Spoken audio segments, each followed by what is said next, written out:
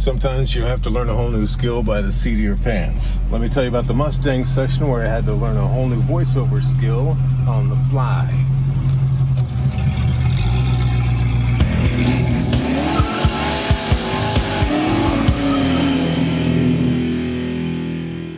So let's go back to the spring of 2010 when the new Mustangs came out. I got the call to be the voice of the new ads. Super stoked. We get in the session. I do my usual thing, my usual bark and growl stunt, and wasn't quite what they wanted that day. Said, pull it back a little bit. We're going to do something more subdued. So I tried a few things, a little softer. Wasn't what they wanted. Kept trying to pull back a little more.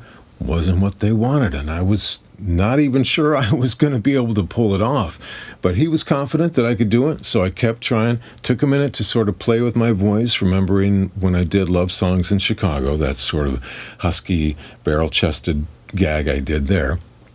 And I started to move my voice down around through my throat and just sort of play with it a minute until I sort of found this little spot, and I'm like, quick, let's try it. This is what I came up with.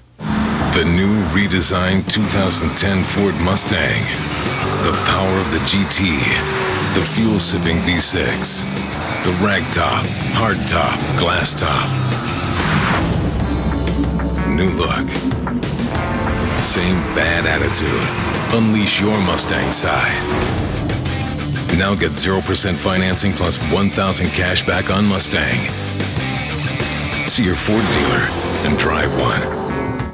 So now I want to take you through some of the machinations I go through to sort of coax this voice out of my body.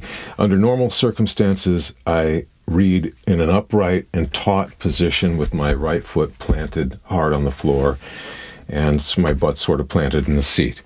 For this particular voiceover, I changed the physical manifestation almost entirely. The first thing I notice I do, it starts with the abdominal muscles. And I'll show you one of my other secret weapons of voiceover.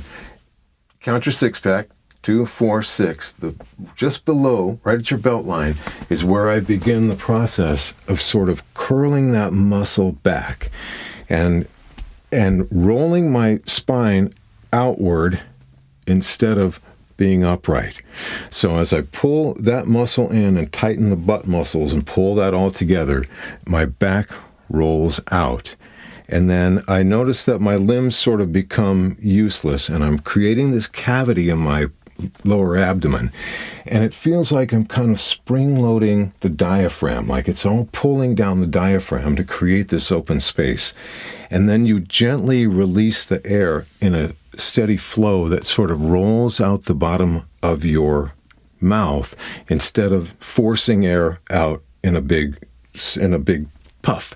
So it's a gentle release, and you manage it on the way out with your abdominal muscles pulling gently on your diaphragm. It's kind of a crazy experience, but that's how I make all of that happen in my body, and my limbs hang loose, and my body is planted chin to butt on the seat, not so much leaning on my foot, straight down, creating a big pipe to let the air gently roll and the sound gently roll out without being forced. See if that works for you. Now, by 2015, I'd practiced this quite a bit. This is what it sounded like. The all-new 2015 Ford Mustang. Totally redesigned, inside and out. The legend continues.